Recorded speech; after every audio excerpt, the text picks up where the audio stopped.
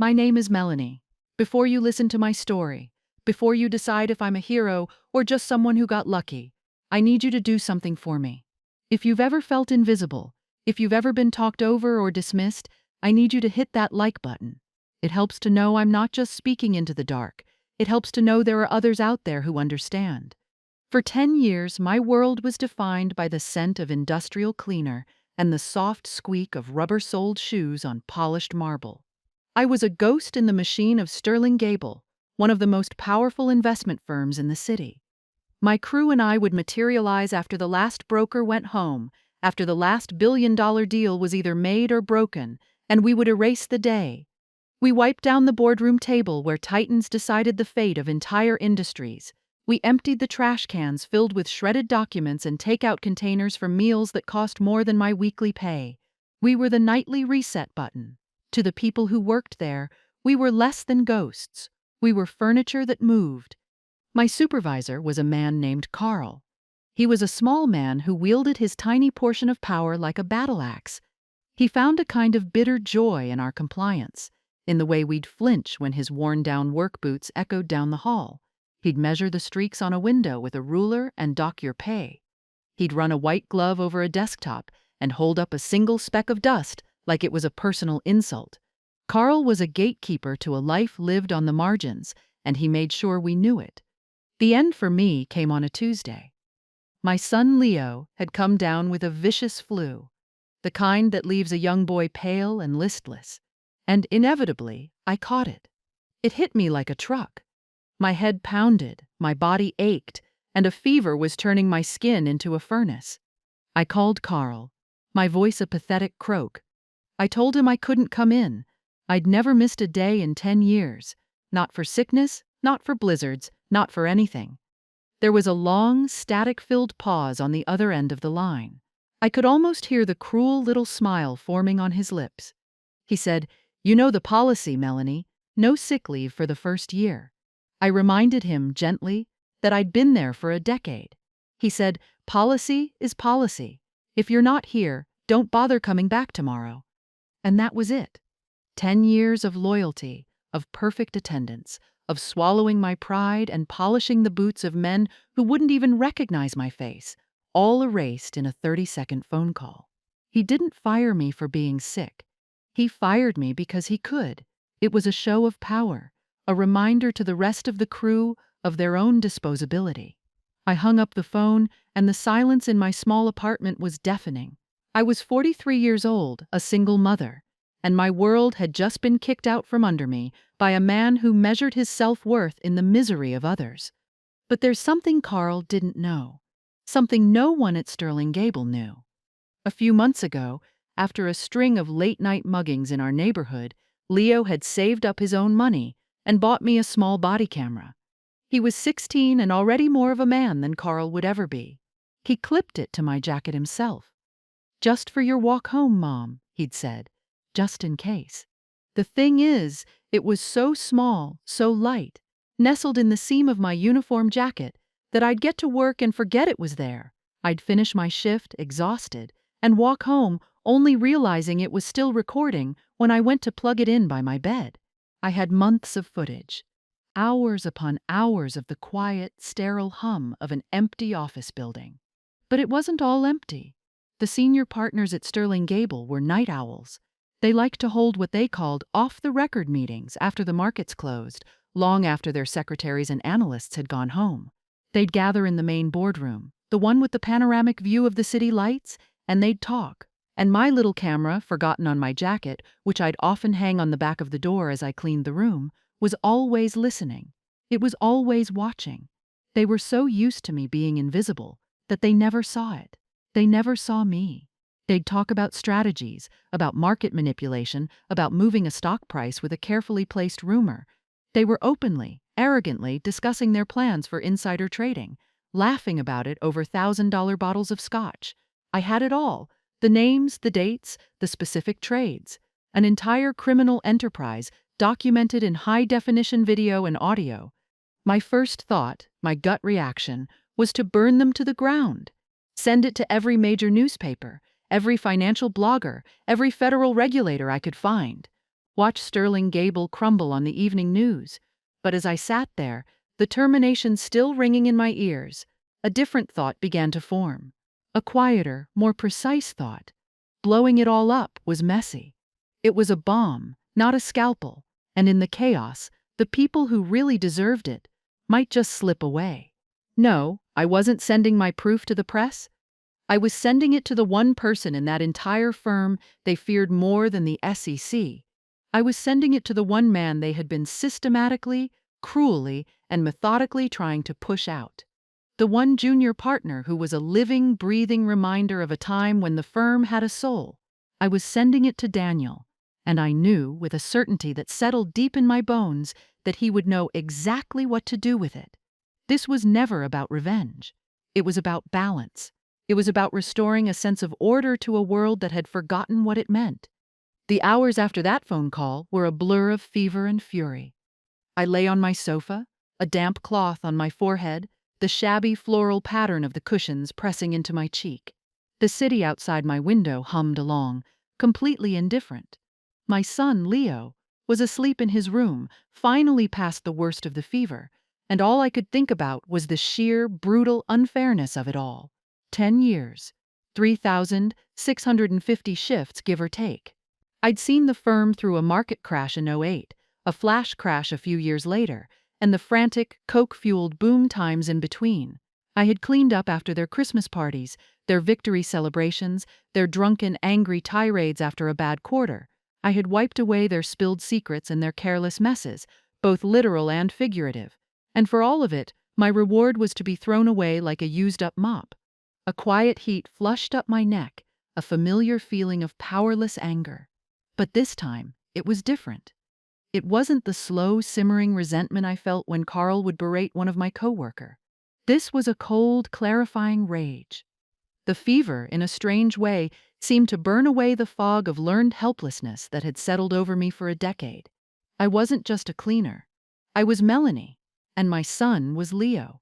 We were people, not expenses to be cut.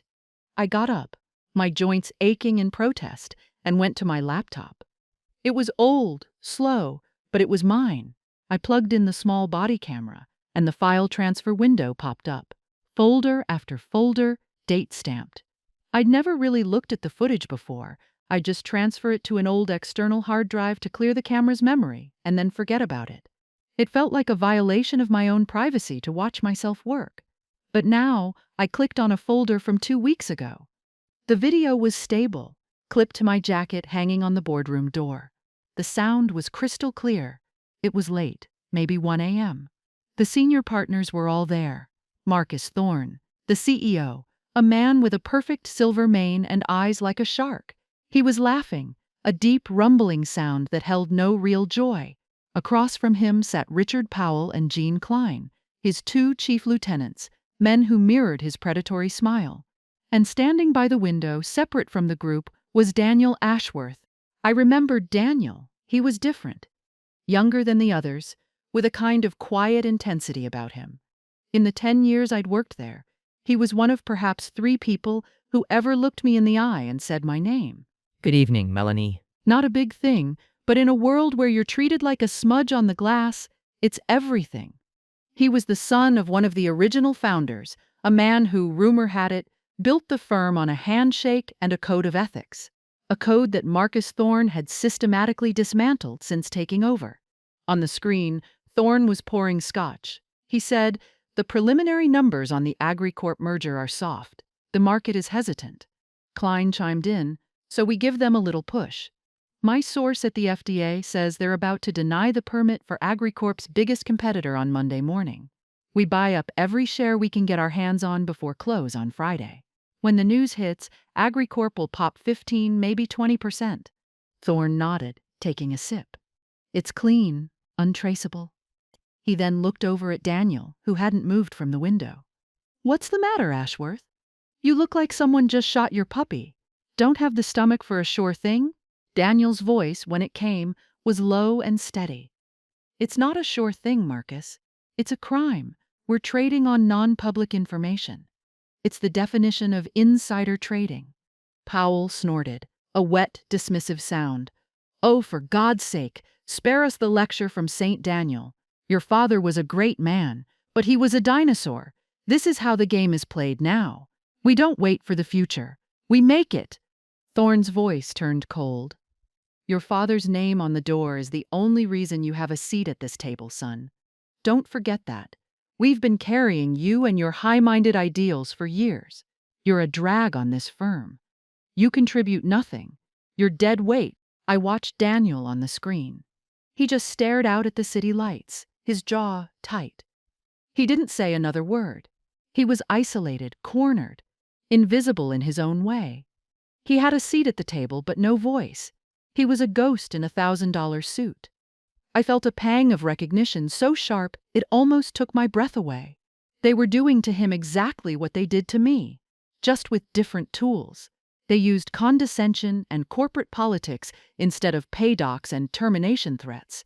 But the goal was the same: to make you feel worthless, to grind you down until you either quit or broke. I closed the file and opened another, and another. It was all there.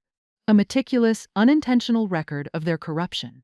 A conversation about bribing a foreign official for a mining contract.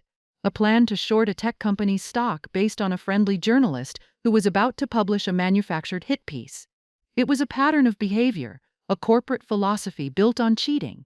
And in almost every video, there was a moment where they would belittle Daniel, mocking his ethics, questioning his value. My mind started working. Not as Melanie the cleaner, but as someone else. Someone with a purpose. Leo came out of his room, rubbing his eyes. "You okay, Mom? You look intense." I turned from the screen and looked at my son. His face was still a little pale, but the light was back in his eyes. He was the reason for all of this. For working a thankless job for a decade, for putting up with men like Carl. For him, I said, "Leo, do you remember that encryption software you were telling me about? The one for your coding club?" He lit up. "Yeah, it's an open-source multi-layer AES protocol. It's basically uncrackable. Why? I need you to teach me how to use it.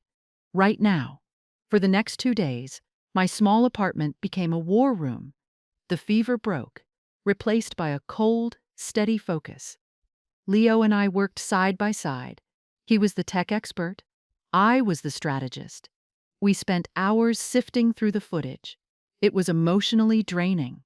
I had to relive hundreds of moments of being ignored, of hearing them talk about me or my coworkers as if we were insects. One time, Powell spilled a coffee and said, "Don't worry, the help will get it."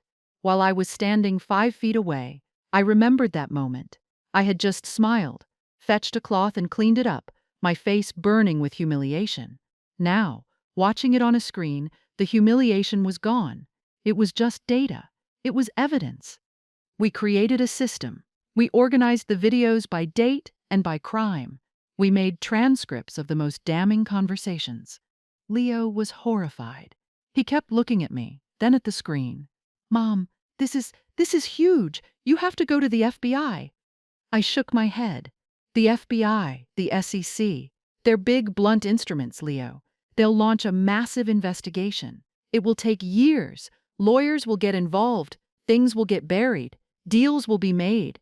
Thorne and his friends will have golden parachutes. They'll walk away with their millions, their reputations tarnished but their fortunes intact. The firm might collapse, and hundreds of innocent people, the assistants, the analysts, the other cleaning staff, they'll be the ones who truly pay the price. They'll lose their jobs because of the greed of 3 men. But what else can you do?" he asked. I pointed to the screen, to the image of Daniel Ashworth, standing alone by the window. "We give it to him." Leo was skeptical. "Mom, he's one of them. He's a partner. What if he just takes this and uses it to get a bigger seat at their table? What if he turns you in to protect himself?" "It's a risk," I admitted. "But it's a calculated one. I've watched him for years, Leo. Not just on these tapes, in the office. The way he treats people, the way he carries himself. He's drowning, and they're holding his head under the water. People like Thorne, they think everyone is just like them, driven by greed and fear. They don't understand a man like Daniel. They see his integrity as a weakness. But it's not. It's his strength. and it's our way in. This wasn't about simple revenge. If I wanted revenge, I'd leak it to the press and watch the fire. This was about something cleaner. It was about justice. Thorne didn't just fire me. He insulted my 10 years of labor. He and his partners built their empire on the idea that people like me, people who work with their hands, are worthless. That ethical people like Daniel are worthless. I was going to prove them wrong. I was going to use their own arrogance against them. They believed themselves to be untouchable gods in a glass tower. I was going to show them that the person who cleans the glass has the power to bring the whole tower down. My plan needed to be flawless. It couldn't be traced back to me. It had to be a ghost story, a whisper that would unravel their world. Leo, my brilliant son, set up a secure, anonymous email account using a public library's Wi-Fi and a chain of VPNs that bounced the signal across 3 continents. He created a single, encrypted file container. It was a digital bomb, and only one person would have the key. I started to write the email. The words came easily. I didn't address it to Daniel directly. I started with a quote from his father, something I'd seen on a plaque in the lobby 1,000 times. Capital without character is just currency. I wrote, "You are the only one left who understands what that means.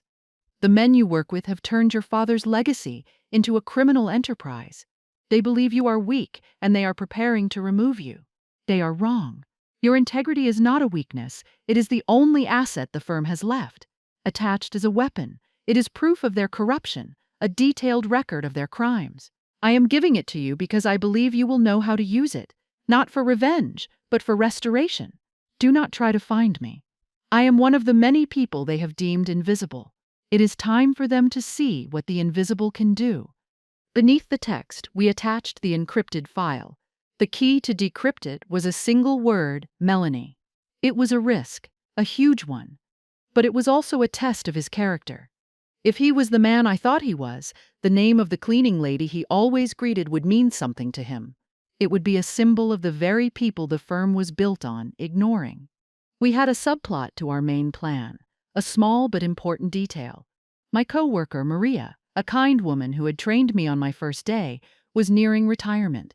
She had poured her life into this job, and her small pension was tied to the firm's survival. If I blew the whole thing up with a public leak, she would lose everything. A surgical strike, led by Daniel from the inside, was the only way to save the company by excising the cancer at its heart. It was the only way to protect people like Maria. It was, I told myself, about protecting the little guys. It wasn't about the money or the power. It was about the principle. I hovered my finger over the send button. Every doubt, every fear surged through me. What if Leo was right? What if Daniel was just playing a long game, pretending to be the noble dissenter until he could seize power for himself? What if he took my gift and handed it straight to Thorne, trading my identity for a permanent place in their corrupt inner circle? I would be ruined, a single mom with no job, now facing a lawsuit from a billion-dollar corporation that would bury me in legal fees until I ceased to exist. My knuckles went white as I gripped the edge of the cheap laminate desk. Then I thought of Carl's voice on the phone. Policy is policy. I thought of Marcus Thorne laughing as he plotted to ruin a competitor. I thought of Powell spilling coffee and not even seeing the human being standing next to him. And I thought of Daniel standing alone by the window, a prisoner in his own father's house. I was betting on him. I was betting on the idea that there was still one good person left inside that building. It was a debatable choice, a move based on emotion and observation rather than cold logic. A strategic analyst would call it a fool's bet, but I wasn't a strategic analyst. I was a cleaner, and I knew that you can tell a lot about a person by the way they treat the people who are paid to be invisible. I took a deep breath, and I clicked send. The moment the email was gone, a strange calm settled over me. There was nothing more I could do. The domino had been pushed. Now I could only wait and see if it would topple the right way. My apartment, which had been a hive of frantic activity, was now silent again. Leo had gone to school, and I was alone with my thoughts and a cup of tea. I started my job search online, scrolling through listings for other janitorial positions, other minimum wage jobs that would slowly grind me down. It felt surreal. like I was living two lives at once. In one, I was a recently fired, unemployed single mother, worried about next month's rent. In the other, I was an anonymous kingmaker who had just handed a weapon of mass corporate destruction to a discontented prince. For 2 days, there was nothing. The silence from the digital world was as loud as the silence in my apartment. The seed of doubt began to sprout. Had I misjudged him? Had he deleted the email, thinking it was a phishing scam? Or worse, had he taken it to Thorn? I found myself checking the news, half expecting to see a story about a disgruntled ex-employee attempting to blackmail Sterling Gable. My stomach was in a constant tight knot. I was second-guessing every part of my plan. The logic felt shaky, built on a foundation of hope and a few remembered pleasantries. It was a stupid, emotional decision. I had risked everything on a gut feeling. On the third day, the first tremor hit. It came in the form of a frantic text from Maria. She never texted. Her message was a jumble of typos. Something big is happening here. All the partners are in the boardroom. They look like they've seen a ghost. Powell was screaming. My heart started pounding. It was happening. It was real. What Daniel did, as I later pieced it together from news reports and a final cathartic conversation, was a masterpiece of silent, strategic demolition. He didn't release the bomb. He let them know he had it. He didn't go to Thorn. He went to the one person Thorn couldn't control, Arthur Paddington, an elderly, semi-retired board member who had been Daniel's father's best friend and partner. Paddington was old school, a man who still believed in the firm's original charter. He was a lion in winter, and Daniel had just handed him a reason to roar one last time. Daniel scheduled a private meeting with Paddington. He didn't show him all the files. He didn't need to. He showed him just one clip. 30 seconds of Marcus Thorne and Richard Powell laughing about bribing a foreign port authority to secure a shipping contract. It was undeniable. It was crude. And it was a profound betrayal of everything Arthur Paddington and Daniel's father had built. Paddington, a man who hadn't set foot in a board meeting in 5 years, called an emergency session of the board of directors. Not the executive partners, but the full board, including the independent directors who held the real, albeit rarely used, power. The scene in the boardroom, as described to me later, was pure chaos. Thorne, Powell, and Klein walked in expecting to deal with another one of Daniel's moral objections. They saw Arthur Paddington sitting at the head of the table, his face like granite, and the blood drained from their faces. Daniel didn't speak. He simply placed a single tablet on the center of the table and pressed play. He showed them the clip. Then he showed them another, the plan to use the FDA leak to manipulate Agricorp's stock. He didn't show them everything, just enough to let their imaginations fill in the terrifying blanks. How much did he have? Who gave it to him? Was the whole firm bugged? Thorne tried to bluster his way through it. He called the videos deepfakes, a desperate, pathetic attempt to grasp at a technological excuse. Powell started shouting about corporate espionage, accusing Daniel of trying to stage a coup. Klein, the weaselly one, just sat there, sweating through his expensive shirt, his eyes darting between the exits. Paddington let them flail. He let their panic and their accusations fill the room. Then he silenced them with a single, raised hand. He looked at Thorne. "Marcus, I have just come from a meeting with the General Counsel of Northgate Capital, our largest client. He informed me that as of this morning, they are pulling their entire $100 billion portfolio from this firm. They are transferring it to a new, independent advisory group." He paused for effect, his cold eyes sweeping over the three men. "The group is to be headed by Daniel Ashworth." That was the kill shot. It wasn't about the tapes anymore. Daniel hadn't leaked them. He had used the threat of the tapes as leverage. He hadn't gone to the client with the dirt. That would be unprofessional. Instead, he had likely gone to them with Paddington's backing and offered them a lifeboat. He had told them that Sterling Gable was facing a catastrophic internal crisis, that its leadership was compromised, and that he was forming a new, clean entity to safeguard their assets. He gave them a choice: go down with the sinking ship or move to the new one he was building. It was a brilliant move. He was saving the client, saving the firm's reputation, and deposing the corrupt leadership all in one clean motion. The panic at Sterling Gable went nuclear. Thorne and his cronies were suddenly trapped. They couldn't fire Daniel. He was now the firm's single largest rainmaker. They couldn't sue him or go to the authorities, because that would lead to discovery and the tapes would come out. They were paralyzed. They didn't know how much footage existed, who had it, or who else had seen it. Their own paranoia became Daniel's greatest weapon. They started to look at each other with suspicion. Who had been careless? Who had a leak on their team? Their corrupt alliance, built on mutual greed, crumbled the moment trust evaporated. The most satisfying part of the immediate fallout was what happened to my old supervisor, Carl.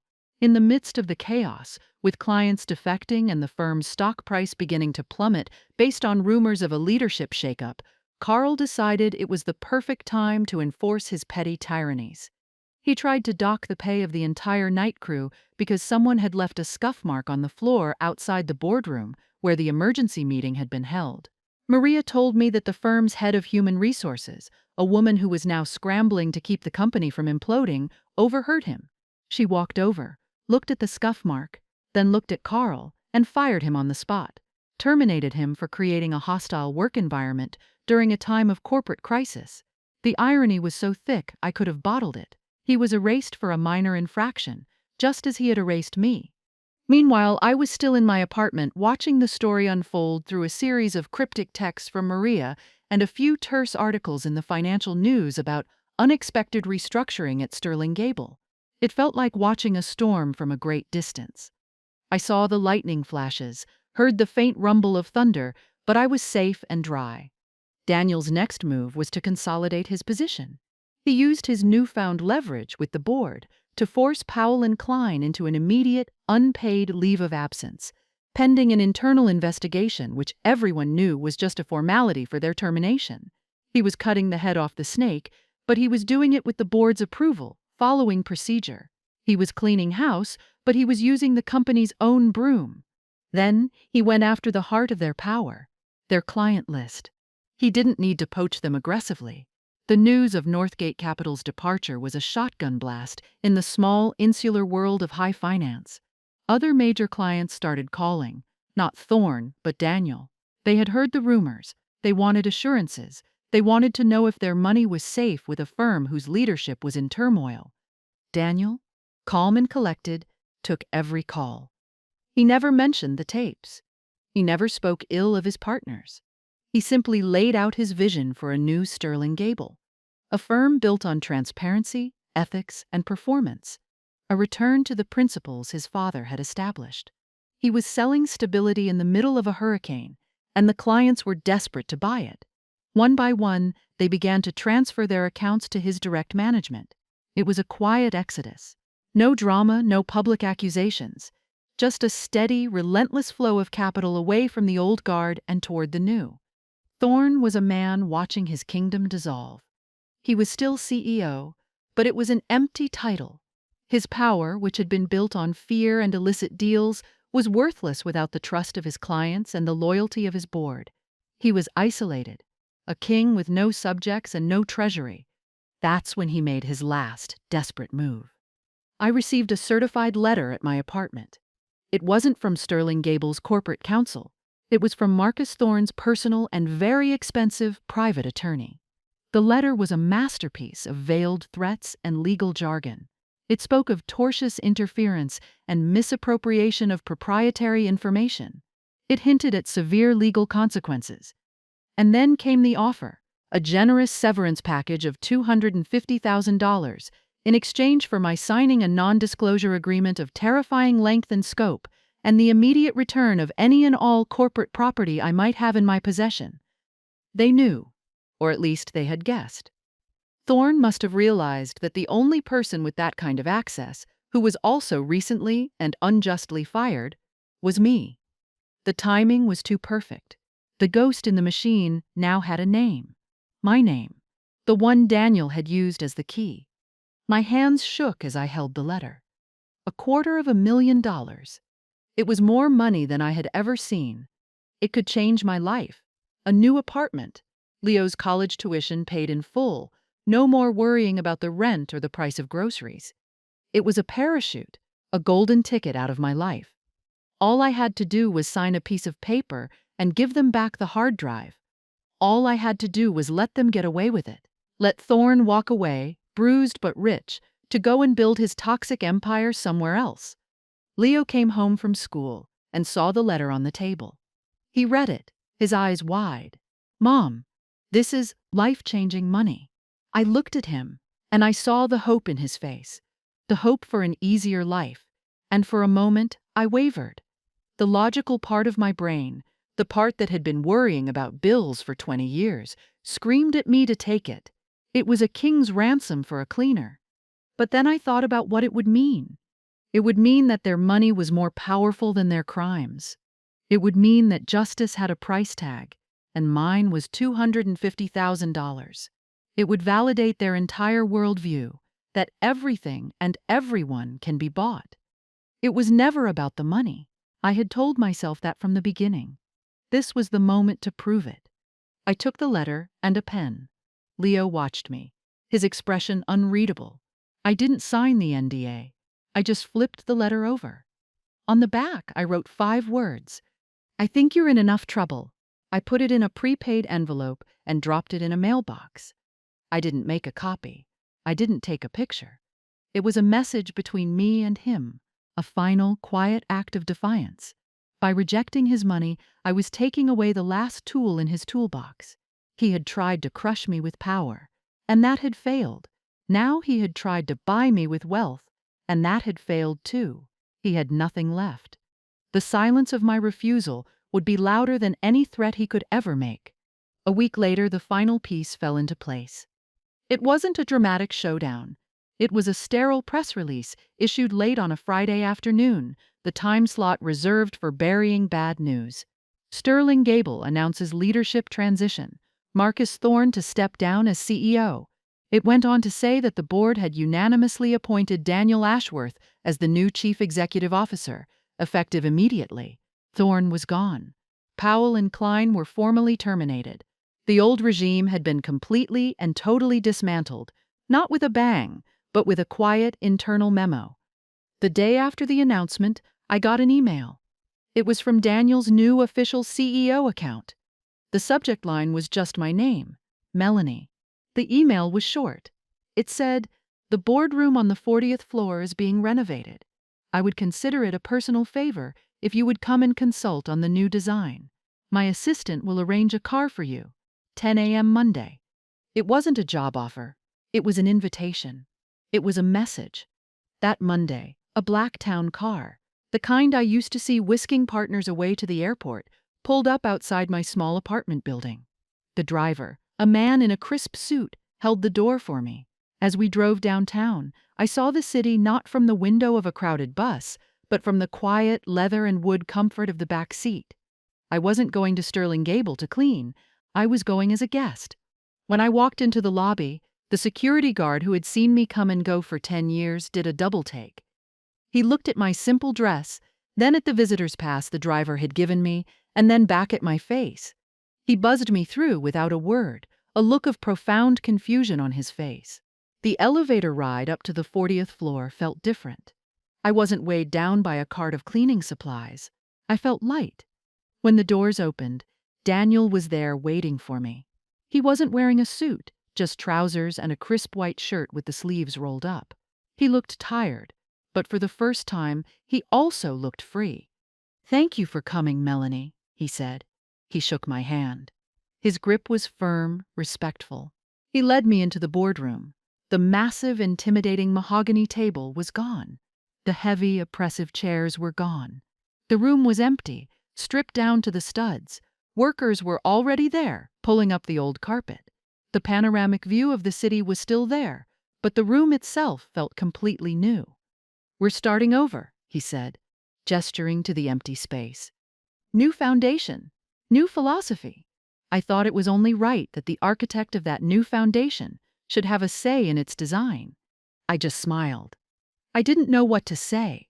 I was the architect? A cleaner from the night crew? But looking at him, I realized that in his eyes, I was. I was the catalyst, the invisible hand that had set everything right. He handed me an envelope. "This isn't a bribe," he said with a small, wry smile. "And it's not a severance. It's a bonus for 10 years of dedicated service to this firm. It's what you should have been paid all along. And there's a second envelope in there. It's for Leo, a full scholarship to the university of his choice, funded by the firm's new educational trust. We're going to be investing in people now, not just in stocks." Tears welled in my eyes. I had come for justice, not for reward. But here it was, not hush money, but a recognition, a thank you. We stood there for a long time, watching the workers tear down the last vestiges of the old room, the room where I had been invisible, the room where I had overheard the secrets that changed everything. "This was never about revenge for me," I said, my voice quiet. "It was about respect." Daniel nodded, his eyes on the skyline. "Revenge is a messy, emotional thing," he said. "What you did was an act of profound and elegant justice. You didn't burn the place down. You gave me the tools to rebuild it, but without the ones who had drilled the holes in the foundation. You saved this company, Melanie." And in that moment, I knew it was true. I wasn't just a cleaner who got lucky. I was the person who saw the truth, because no one was trying to hide it from me. My invisibility had been my greatest weapon. They had looked right through me, and in doing so, they had shown me everything. My name is Melanie, and I am not invisible anymore. So that's my story. It's a story about how the smallest cog in a machine can sometimes be the one to bring the whole thing to a halt. It's about how being underestimated is a superpower, if you know how to use it. They thought my world was small, defined by spray bottles and trash cans. They never imagined that I saw more than they did, that I listened more than they did. They forgot the most important rule of power. It's not just about who has it, it's about who is paying attention. If you're listening to this right now, chances are you felt it too. That moment of being dismissed, of having your contribution erased, of being made to feel small by someone with a bigger title and a smaller character. Your story might not involve secret body cameras or billion-dollar investment firms, but the feeling is universal. It's the quiet sting of injustice in a world that so often rewards the loud and the arrogant. But what I want you to take away from this is not the satisfaction of revenge. It's the power of knowing your own worth, even when no one else sees it. My power wasn't in the tapes. The tapes were just a tool. My power was in my resolve. It was in the choice to reject their blood money. It was in the decision to bet on one person's integrity instead of taking the easy path of chaotic destruction. It was in understanding that true strength isn't about burning down the old world, but about having the courage and the vision to build a new one. You have that same power. It's in your skills, your integrity, your quiet dedication. Don't ever let anyone make you feel that you are invisible. The people who are truly invisible are the ones who have lost their character, who have traded their soul for a corner office. They are the ghosts haunted by their own emptiness. You are real. Your work matters. Your voice matters. Thank you for listening to my story. If it resonated with you, if it gave you a little bit of hope or a little bit of fire, then please do me a favor. Like this video, so that others who need to hear this message can find it. Leave a comment and share your own story of being underestimated. And please subscribe to the channel. Let's build a community of people who refuse to be invisible. Let's remind the world that true power isn't loud. Sometimes it's the quietest person in the room who is about to change everything.